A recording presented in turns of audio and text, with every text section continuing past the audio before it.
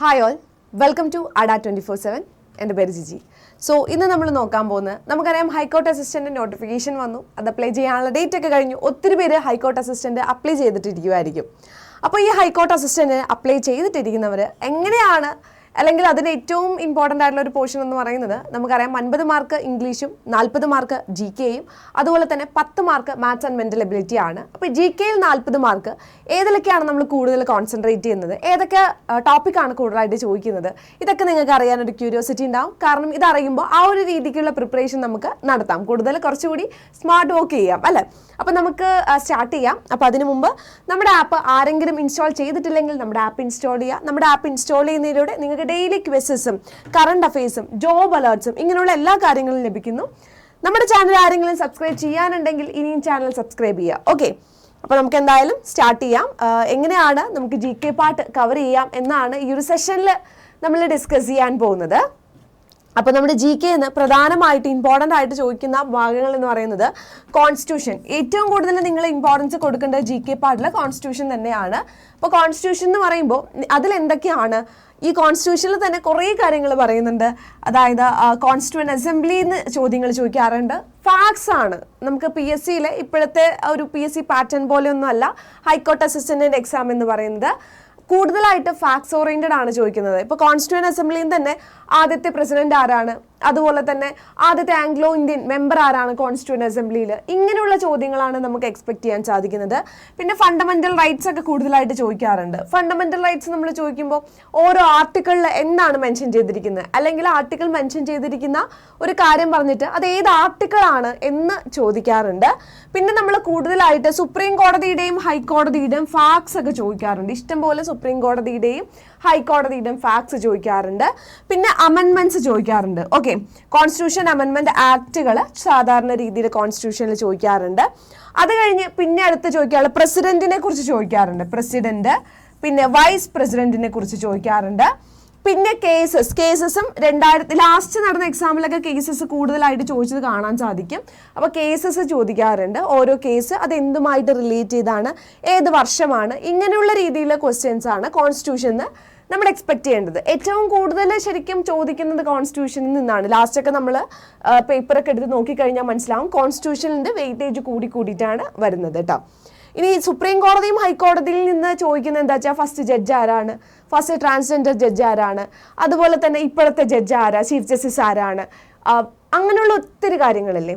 അങ്ങനെയുള്ള കാര്യങ്ങൾ ഇപ്പോൾ ഫോർ എക്സാമ്പിൾ നമ്മുടെ ഈ ഹൈക്കോർട്ട് ഏതാണ്, ഈ ഹൈക്കോർട്ട് ഏതാണ്, അങ്ങനെയുള്ള കാര്യങ്ങളൊക്കെയാണ് സാധാരണ രീതിയിൽ സുപ്രീം കോടതി ഹൈക്കോടതി എന്നതിൽ നിന്ന് ചോദിക്കുന്നത് കേട്ടോ.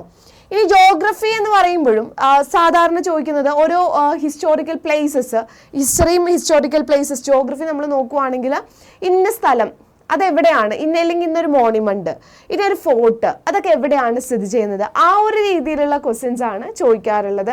ആ ഒരു ബ്രിഡ്ജ് എവിടെയാണുള്ളത്, അങ്ങനെയുള്ള ക്വസ്റ്റ്യൻസ് ആണ് ചോദിക്കാറുള്ളത്. പിന്നെ സയൻസിൽ നിന്ന് കൂടുതലായിട്ട് ചോദിക്കുന്നത് ഇപ്പോൾ നാച്ചുറൽ സയൻസ് എന്ന ബേസിക് ആയിട്ടുള്ള കാര്യങ്ങളാണ് ചോദിക്കാറുള്ളത് കേട്ടോ. അപ്പോൾ നമ്മുടെ ജി കെ എപ്പോഴും പ്രിപ്പയർ ചെയ്യുമ്പോൾ ആദ്യം നമ്മൾ കോൺസ്റ്റിറ്റ്യൂഷനായിരിക്കണം ഏറ്റവും കൂടുതൽ ഇമ്പോർട്ടൻസ് കൊടുക്കേണ്ടത്. അപ്പോൾ ഇത്രയൊക്കെയാണ് നിങ്ങൾ കൂടുതലായിട്ട് ജി കെയിൽ ഫോക്കസ് ചെയ്യേണ്ടത്. വളരെ ബേസിക് ആയിട്ടുള്ള കാര്യങ്ങളൊക്കെ കൃത്യമായിട്ട് പഠിച്ചുകൊണ്ട് പോകാം. ഇപ്പോൾ നമ്മൾ പി എസ് സി നമ്മൾ നോക്കിക്കഴിഞ്ഞാൽ LGS ലെവല് ഒരു ക്വസ്റ്റ്യൻ ആൻസർ ആ ഒരു രീതിയിലാണ് ശരിക്കും നമുക്ക് ഹൈക്കോർട്ട് അസിസ്റ്റൻറ്റിൻ്റെയും വരുന്നത് കേട്ടോ. അപ്പോൾ പിന്നെ മറ്റൊരു കാര്യം പറയാനുള്ളത്, നിങ്ങൾക്ക് നമ്മുടെ 4ാമത്തെ ഹൈക്കോർട്ട് അസിസ്റ്റന്റ് ബാച്ച് സ്റ്റാർട്ട് ചെയ്തിട്ടുണ്ട്. നിങ്ങൾക്കും ജോയിൻ ചെയ്യാവുന്നതാണ്. അപ്പം നമ്മുടെ ഈ ഒരു ബാച്ചിന്റെ പ്രത്യേകത ലൈവ് ക്ലാസ്സുകളായിരിക്കും മുഴുവൻ. ലൈവ് കാണാൻ സാധിക്കാത്തവർക്ക് റെക്കോർഡ് സെഷൻ ഉണ്ടാവും. അതുകൂടാതെ തന്നെ നമുക്ക് ഹൈക്കോർട്ടിന്റെ ബുക്ക് കിട്ടും. പിന്നെ ഹാർഡ് കോപ്പി നിങ്ങളുടെ വീട്ടിലേക്ക് എത്തും, റാങ്ക് ഫയലിന്റെ.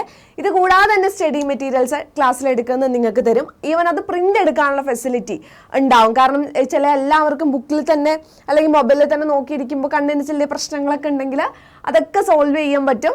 നിങ്ങൾക്ക് അയച്ചല്ല, പ്രിന്റ് എടുക്കാൻ പറ്റും അത്. പിന്നെ നമ്മുടെ ഈ ഒരു ബാച്ച് എന്ന് പറയുന്നത് ഒബ്ജക്റ്റീവും കൂടെ ഡിസ്ക്രിപ്റ്റീവിന്റെ ക്ലാസ്സസും കൂടി ഉണ്ടാവും.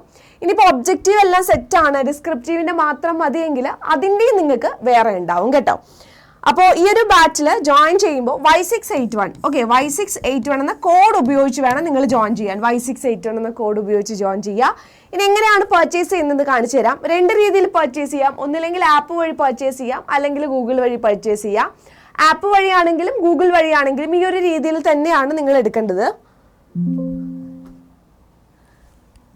ADA24/7 എന്ന് ടൈപ്പ് ചെയ്യുക. എന്നിട്ട് ആദ്യം കാണുന്നതിൽ തന്നെ ജസ്റ്റ് ഒന്ന് ക്ലിക്ക് ചെയ്യുക. ആദ്യം കാണുന്നതിൽ ക്ലിക്ക് ചെയ്തതിന് ശേഷം ഇവിടെ പോയിട്ട് സ്റ്റേറ്റ് എക്സാംസിലെ സ്റ്റേറ്റ് എക്സാം ഒന്ന് ക്ലിക്ക് ചെയ്യുക. അതിനുശേഷം കേരളയിൽ ക്ലിക്ക് ചെയ്യുക. കേരളയിൽ ക്ലിക്ക് ചെയ്താൽ കേരള ഹൈക്കോർട്ട് ഉണ്ട്, അതിൽ ജസ്റ്റ് ഒന്ന് ക്ലിക്ക് ചെയ്യുക. മെഗാ പാക്കിന് ഇന്ന് ഡബിൾ വാലിഡിറ്റി ഉണ്ട് കേട്ടോ. നിങ്ങൾക്ക് ആർക്കെങ്കിലും ഒന്നിൽ കൂടുതൽ എക്സാമിന് പ്രിപ്പയർ ചെയ്യുന്നവരാണെങ്കിൽ Y681 എന്ന കോഡ് ഉപയോഗിച്ച് ഈ ഒരു മെഗാ പാക്ക് പർച്ചേസ് ചെയ്യാം.